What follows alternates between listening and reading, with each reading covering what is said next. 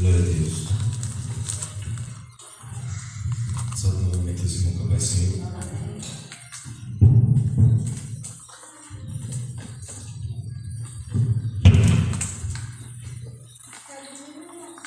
Irmãos, nós lemos aqui em Tiago, capítulo número 1, versículo 1 até o 5, mas eu quero falar sobre o capítulo 1 de Tiago inteiro. Algumas lições, são 4 lições que o capítulo 1 do livro de Tiago pode nos dar. Amém?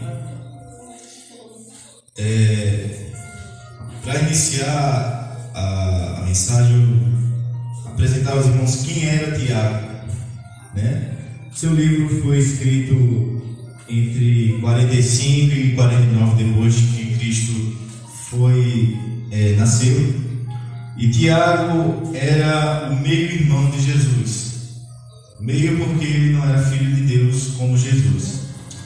E Tiago foi um dos que desacreditaram de Jesus, né? Se eu não me engano é João que vai falar que os irmãos de Jesus não davam crédito ao ministério dele. E Tiago era um desses. Só que após ver tantas maravilhas e milagres e curas através do seu irmão, ele começou a acreditar e a pregar e até morreu como mártir do Evangelho de Cristo. A carta dele, como a gente leu o versículo 1, ele diz: Tiago, servo de Deus e do Senhor Jesus, às 12 tribos que andam dispersas. A carta de Tiago, ela é uma carta para todos, né? Podemos ver no Novo Testamento, principalmente, que quando o autor ele iria falar algo a alguém ou a algum lugar, ele usava o nome daquele lugar. Por exemplo, Paulo, quando escreveu Efésios, escreveu a igreja de Éfeso. Quando escreveu Colossenses, escreveu a igreja de Colosso. E assim segue. Filipenses, a igreja de Filipe. Só que Tiago não. Tiago ele escreve uma carta para todos. Ou seja, quando ele diz as 12 tribos que andam dispersas, eles estavam falando sobre as 12 tribos de Israel, que andavam dispersas sobre o Império Romano. Então, podemos ver também, irmãos, no mínimo três propósitos na carta de Tiago, na epístola de Tiago.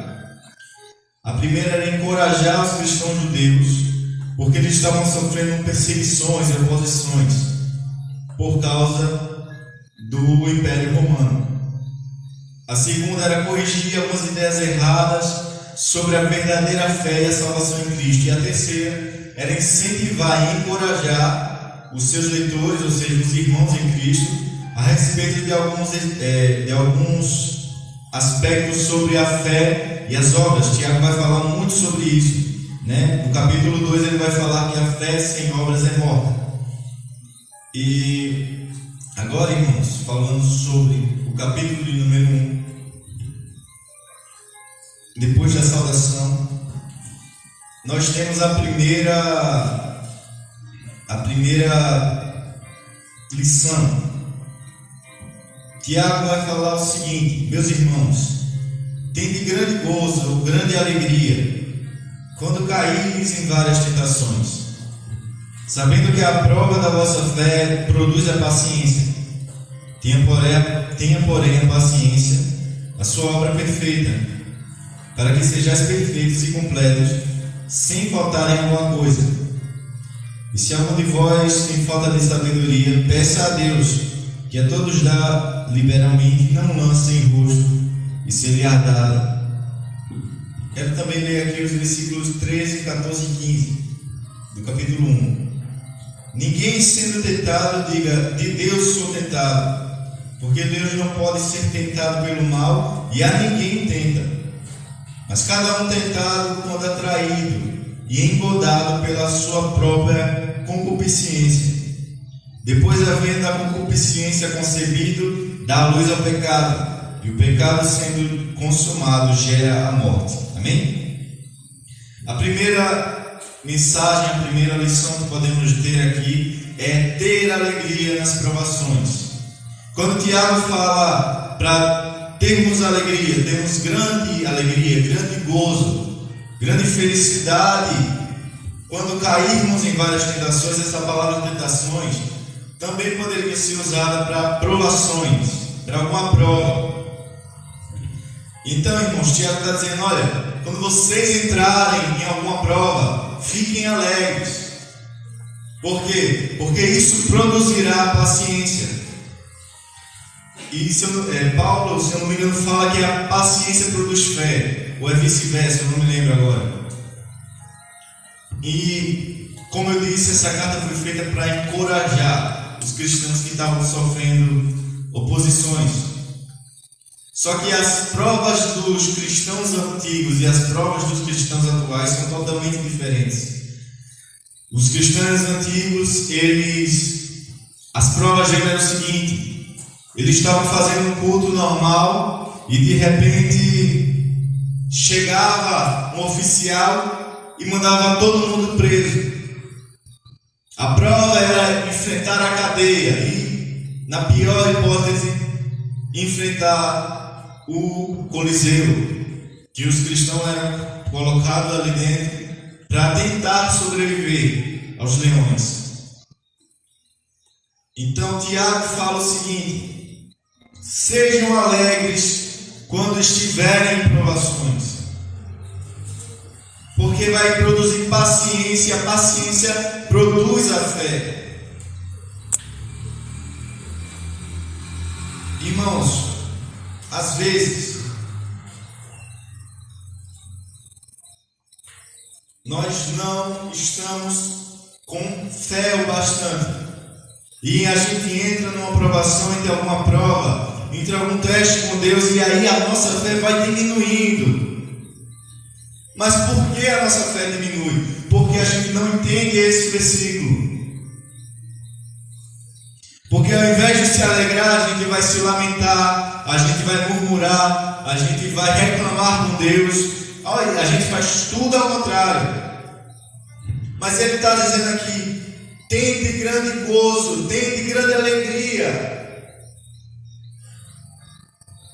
Para quê?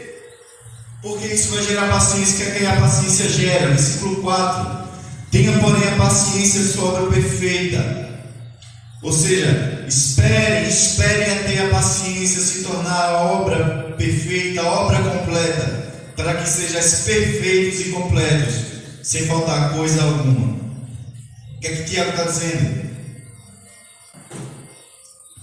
Quando vocês forem provados e vocês mantiverem sua fé, quando vocês forem provados e vocês continuarem acreditando e seguindo em frente e tendo alegria, vocês vão ser completos e perfeitos em Cristo.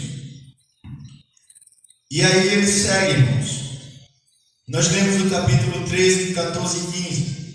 E aqui ele já fala de outro modelo de tentação. Agora é a tentação pessoal mesmo. Ele fala: olha, não errem ao dizer que vocês estão sendo tentados por Deus. A gente já tem que entender isso. Quando a gente é tentado, a gente não é tentado porque Deus mandou uma tentação para nós. Mas ele vai seguir, capítulo 14. Nós somos tentados quando somos atraídos pela nossa própria concupiscência. Ou seja, quando nós somos tentados, nós não estamos sendo tentados por algo divino, mas pelos nossos próprios prazeres, pelos nossos próprios desejos.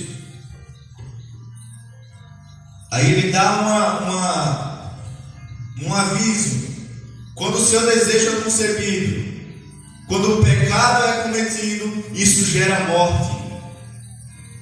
Então temos que entender, irmãos, que Deus não prova ninguém. Nós somos tentados por causa dos nossos próprios interesses. E como nós conseguimos mudar isso? Nossa carne é caída, nossos desejos são caídos, A gente peca, tem tendência a pecar, a gente tem tendência a roubar, a gente tem tendência a mentir, a se irar. Mas como é que nós mudamos isso? É deixando o Espírito Santo entrar na nossa vida. Porque Paulo vai dizer que quem está em Cristo, nova criatura é. As coisas velhas se passaram, tudo. Não é algumas coisas, não é algo, é tudo se fez novo. Ou seja, seus desejos, suas vontades, não são mais suas.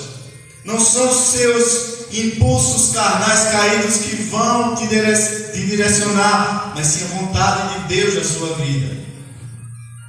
A vontade de Deus é boa, perfeita e agradável. Romanos 12 vai nos falar isso. Então, quando nós abrimos o coração para Deus e paramos de nos querer fazer forte, e eu já vou falar isso mais à frente, aí o Espírito Santo enche o nosso coração e vai tirando tudo aquilo que não agrada. Vai tirando o desejo de roubar, vai tirando o desejo da ira, vai tirando o desejo de mentir, de pecar, e vai sendo posto agora o desejo de orar, o desejo de ler a Bíblia. Mas nós temos que ser sinceros. E aqui já entra a segunda lição.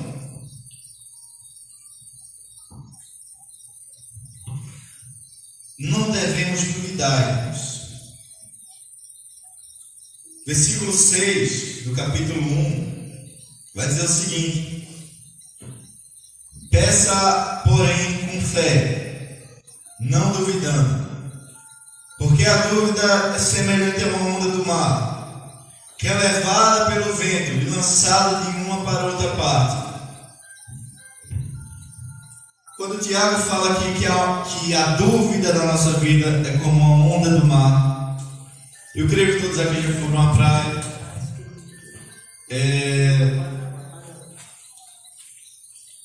Quando nós estamos na praia, nós entramos dentro da água, do mar. Se nós deixarmos a água nos levar, ela vai para um lado, vai para o outro, vai acabando com a gente. Se a gente deixar, a gente morre afogado. Então é isso que o Tiago estava falando. Olha, cuidado com a dúvida. Nessa semana que passou, semana de oração, e todo esse mês, todo esse ano, eu acredito, estamos sendo confrontados por Deus para termos mais fé. E às vezes, irmãos, quando pedimos algo, nós não conseguimos, porque falta-nos fé. Tiago mais na frente vai dizer isso. Olha, vocês pedem e não recebem porque vocês pedem mal. O que eu quero tem que ser direcionado por Deus para ter uma ação de fé. Porque às vezes eu não acredito, mas eu estou lá pedindo. Eu chego aqui na frente e peço oração, mas em minha cabeça eu não acredito mais que aquilo pode se concretizar. Então Deus não vai agir, irmãos. Deus precisa da sua fé para agir.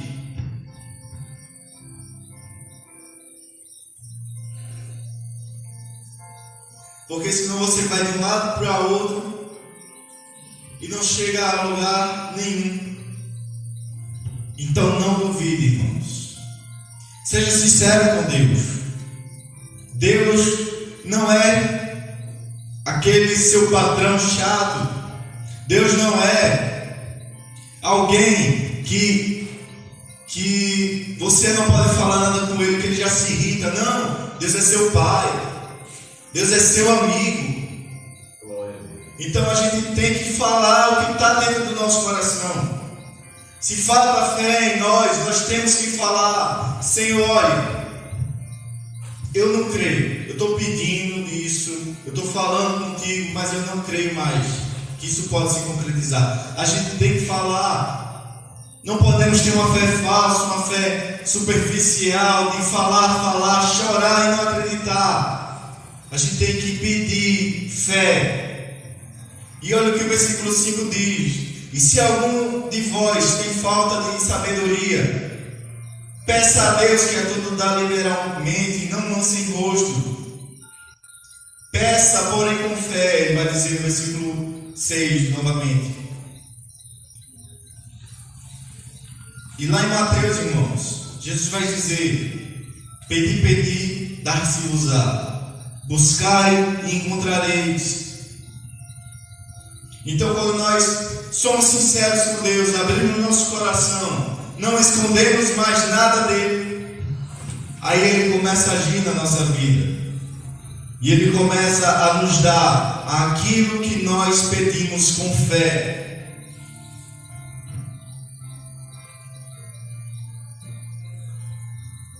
Que nós venhamos ter fé para pedirmos. Amém?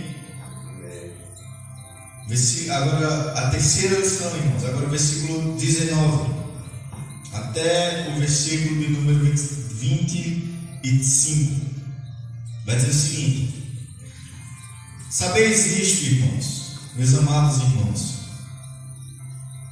mas todo o homem seja pronto para ouvir, tardio para falar, tardio para se irar.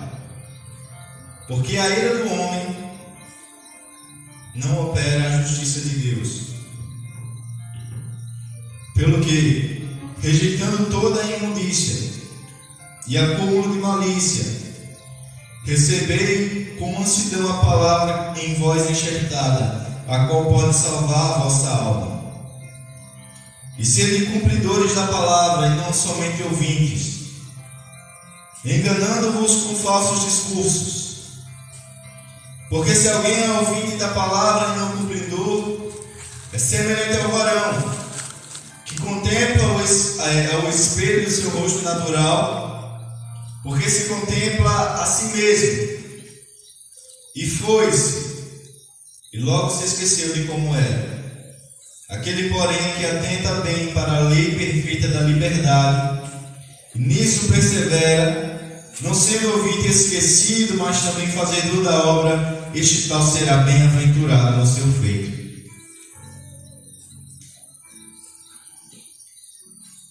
E quando o Tiago nos conta essa reflexão, essa comparação, ele está nos chamando para algo que devemos nos atentar. E no primeiro versículo 19, ele já fala, versículo 22, não sejam somente ouvintes, mas cumpridores. Irmãos, às vezes, sentamos, viemos para a igreja, isso acontece em todas as igrejas. Alguns irmãos, ou até nós mesmos, viemos para a igreja, vamos para a igreja, chegamos aqui no culto de domingo, sentamos, a gente ouve tudo, mas não aprende nada, não absorve nada. E esse é o grande perigo, irmãos, que Tiago está nos falando. Ele está dizendo, não adianta ouvir, ler, falar e não fazer, porque isso se torna hipocrisia. E às vezes a gente ouve uma palavra, a gente não entende e deixa para lá, a gente esquece, a gente tira da nossa mente. Mas se a gente ouve alguma coisa, não significa que a gente concorde e faça aquela coisa. Porque, irmãos, como é que eu vou fazer uma coisa que eu não entendi? Eu chegar aqui para os irmãos e dizer, vocês entenderam alguma coisa? Não. Chegar e falar qualquer coisa que seja, eu não entendi. Então como é que eu vou fazer alguma coisa que eu não entendi o que é para fazer? Mas qual é a solução? É ir atrás, irmãos. É buscar.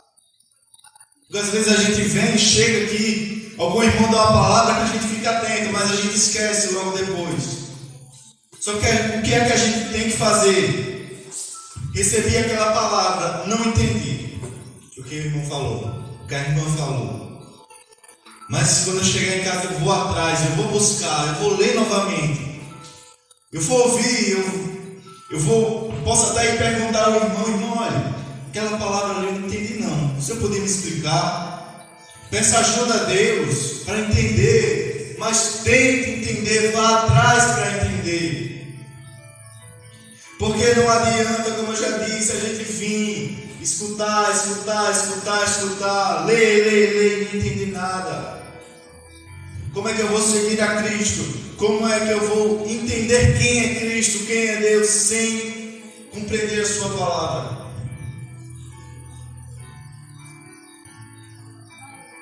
Temos que buscar conhecimento, irmãos. Buscar conhecimento da palavra de Deus, do que Cristo quer para nós. Aí eu já volto naquele ponto, como é que eu vou saber o que Deus quer para mim, se eu não entendo a palavra dEle? Nós temos que pedir a Deus, Deus abre meus olhos para o teu querer na minha vida. Abre a minha mente para o teu querer, para a tua palavra, para eu entender aquilo que o Senhor quer para mim. Aí ele dá essa comparação, essa metáfora. Porque se alguém é ouvinte, porque se alguém só ouve a palavra, é como se colocasse um espelho de frente daquela pessoa, ele olhasse e quando ele se virasse, ele esquecesse de quem ele era. Como se eu estivesse aqui, olho, quando tiram o espelho, quando eu me viro, eu me esqueço. Será que eu estou arrumado? Rapaz, será que meu cabelo está bagunçado? Então, isso é o que Tiago estava falando. Se alguém é ouvinte da palavra e não cumpridor, ele vai viver perdido. Ele vai viver ao léu, como a água do mar, para lá e para cá, sem entender nada. Só vindo por vir, sentando só para escutar, e vai embora e não entendeu nada do que é evangelho. Então, irmãos, que a gente venha compreender a palavra. Deus não deu a Bíblia para a gente ler, sem entender, sem compreender, sem aplicar nas nossas vidas. Então, que nós venhamos, irmãos, ler, entender e poder aplicar não só na nossa vida, mas na vida do nosso próximo. Amém? E a quarta e última lição, irmãos, versículo 26 e 27.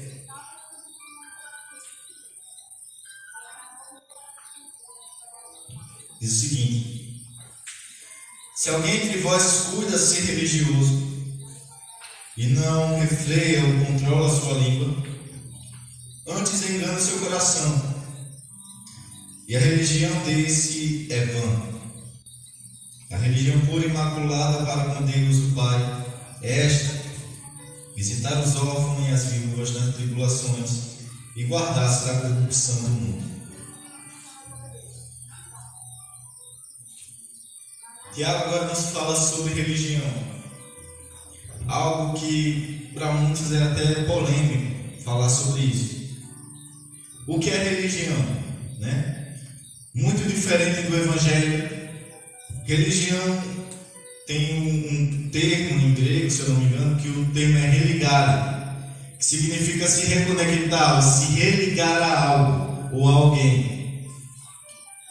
Então, a religião é isso, é um homem tentando buscar a Deus por vários meios. Tem gente que adora ídolos, tem gente que busca a religião nas pessoas, no universo, mas o Evangelho é diferente disso, irmãos, porque o Evangelho é a única religião, vamos dizer assim, que Deus dá seu único Filho para que o ser humano tenha uma ponte para se reconectar com Ele.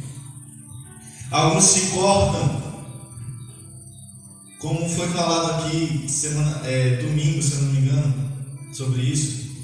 Alguns se cortam, se oferecem crianças, mas só Deus, só Jesus Cristo veio, se entregou por amor à humanidade, para que nós tenhamos um relacionamento com Ele. E quando nós entendemos que a religião, que o Evangelho não é uma religião, vai muito mais além disso, é um relacionamento seu com Deus. Existem os religiosos, que são aqueles que seguem duramente uma linha, que às vezes nem seguem, mas pensam seguir. Vê erro em todo mundo, mas não olha para dentro do seu próprio coração. Como os fariseus, como os escribas, que mataram Jesus por causa de sua religiosidade. E eu sei, irmãos, que Jesus se entregou, porque se os fariseus mesmo quisessem matar eles não conseguiriam, como ele disse: a minha vida, quem me dá e quem tira sou eu mesmo, eu tenho poder sobre a minha vida. Mas falando do sentido, irmãos, humano, os fariseus, pela religião certa, pela religião, mataram Jesus. Por seguir regras e costumes. Irmãos, o Evangelho vai muito além disso. Nós temos nossos usos e costumes e devemos respeitar isso. Mas o Evangelho não se restringe a essas 4 paredes, irmãos. O Evangelho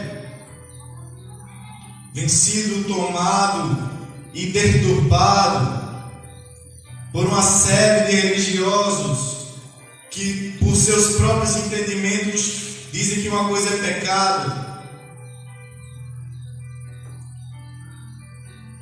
sem ser, e julgam os outros. Julgam, mas eles não julgam conforme a Bíblia manda, eles julgam conforme seu coração manda.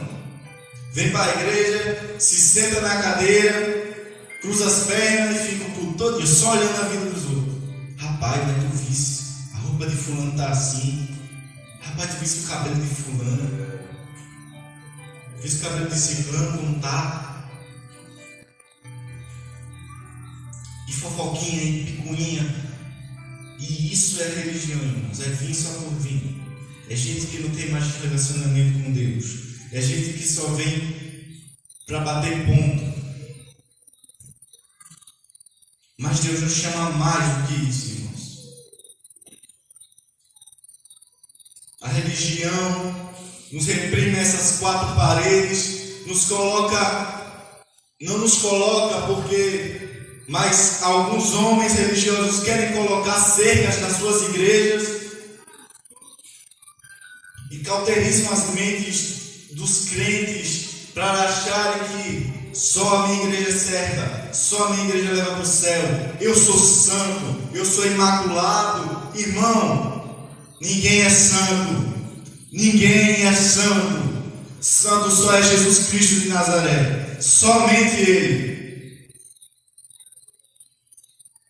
E prega um evangelho que exclui aqueles que Jesus abraçaria, porque pensa que só é bom quem está aqui dentro e o resto do mundo deixa para morrer, deixa para o inferno. Não, irmãos, Jesus Cristo não veio pregar esse evangelho. Jesus Cristo veio pregar o evangelho que sai das 4 paredes, sai do templo. Eu ter o mesmo relacionamento aqui e chegar em casa ter o mesmo relacionamento com Deus. Eu abrir a Bíblia aqui e Ele falar comigo. E eu abrir a Bíblia em casa e Ele falar comigo também. Eu sair para evangelizar e vidas serem salvas. Mas a religião pega você, coloca em um frasco e diz: você não pode fazer isso. Você não pode orar por alguém, porque isso já passou, isso era coisa dos apóstolos. Irmãos, a Bíblia manda fazer, Jesus manda fazer, eu vou fazer e acabou. Glória a Deus. Devemos ter em mente que o reino de Deus não é só amor, Mas também não é só justiça, é amor e justiça junto, um com o outro. Então, irmãos, quando vamos atrás, nós entendemos o que é o Evangelho. O Evangelho não é vir para o culto de domingo, para o culto de Santa Ceia, dar a paz do Senhor, cantar os 3 hinos da harpa. Amém, amém, ouvir a palavra, glória a Deus e aleluia, sair por aquela porta e lá fora ser outra pessoa. Ou sair por aquela porta e não sentir mais nada. Sair por aquela porta e pensar que Deus não está com você. Que Deus só habita aqui. Evangelho, irmãos, é você de casa já vir cheio para cá, para a igreja. Do Evangelho, irmãos, é Deus falando com você o caminho todinho. É você chamar Deus para ser seu amigo.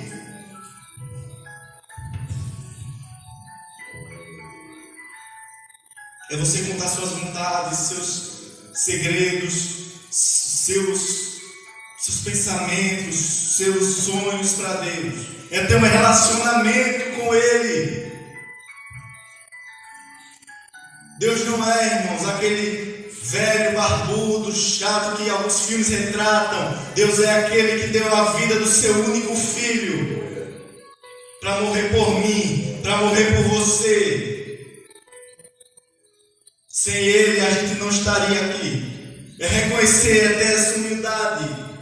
Parar de se achar porque a gente está aqui dentro. Parar de se achar porque a gente tem um cargo, porque a gente canta bonito, porque a gente prega bonito, e entender que isso não vem de mim, isso não vem de você, isso vem de Deus. Aleluia. Olha o que o versículo 17 do capítulo 1 diz: toda boa dádiva, todo bom perfeito vem do alto, descendo do Pai das luzes, e que não há mudança, nem sombra de variação, ou seja, tudo que Ele põe em mim. Se eu tenho uma voz bonita, se eu canto bonito, se eu prego bonito, ou se os irmãos pregam bonito, se cantam bonito, se a gente sabe dar uma palavra, se a gente sabe mexer, se a gente sabe tocar um instrumento, não vem de nós, vem de Deus. E Deus quer dar mais a nós. E a gente tem que entender isso para viver o verdadeiro Evangelho. Parar de pensar, rapaz, Deus está mandando. No meio da rua, às vezes a gente pensa que tal pessoa está precisando de oração, mas a gente para e diz, rapaz, o que é que vão pensar? Eu parando uma pessoa no meio da rua, ou eu indo na casa de uma pessoa orar por ela, o que é que vão pensar de mim? Ah, irmão, não vão pensar de você nada, sabe por quê? Porque não é você que está fazendo isso, mas é o Espírito Santo que está fazendo isso em você. Nós venhamos entender, irmãos, não é nossa força, não é nosso querer, não é nossa vontade, não é nosso jejum, não é nosso dízimo, não é nosso comparecimento aqui no templo que vai fazer o que Deus quer na nossa vida, mas sim o poder do Espírito Santo que nos toma posse e faz o querer de Deus na nossa vida. Que nós venhamos ser mais abertos ao Espírito Santo. Que quando o Espírito Santo falar, mesmo a gente duvidando às vezes, mesmo a gente não tendo a fé que nós precisamos, mas que a gente venha dizer, Deus, eu estou aqui, Deus. Mesmo com meus conflitos, mesmo com a minha falta de fé, mesmo com a minha falta de coragem, mesmo com a minha insistência em relutar isso, eu estou aqui para o Senhor. Eu sei que é um culto de doutrina e nós vimos, mas Deus pôs essa palavra no meu coração, irmãos. Deus quer mostrar algo novo para essa igreja, para todos os cristãos. Mas talvez a religiosidade tenha trancado o seu coração e você não acredita mais que Deus se move do jeito que Ele quer. Mas é essa noite que Deus toca teu coração e te mostra que, independente de como for, Ele é Deus. Não importa como Ele fez ou vai fazer, Ele é Deus. Não fique achando, mas Deus nunca se nunca faria desse jeito. Deus nunca faria dessa forma. Deus faz do jeito que Ele quer, na hora que Ele quer, com quem Ele quer, irmãos. Até a jumenta falou, né? Tinha uma foto, um videozinho curto na internet. Se Deus usou a jumenta, por que não pode usar você? Né? Mas é isso, irmãos. É estar aberto ao poder de Deus.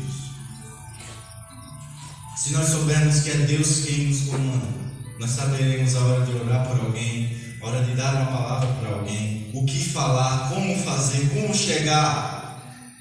E aquele medo, aquela vergonha vai se dissipando e o poder do Espírito Santo vai entrando na nossa vida, vai entrando na nossa mente. E nós vamos crescendo com Deus, crescendo, até sermos bem-aventurados, irmãos. Aleluia. Amém? Que Deus continue abençoando os irmãos. Que depois de hoje os irmãos estejam mais abertos a Deus, ao poder de Deus, ao mover de Deus na vida dos irmãos. Continue orando por mim, assim agradeço a oportunidade em nome de Jesus.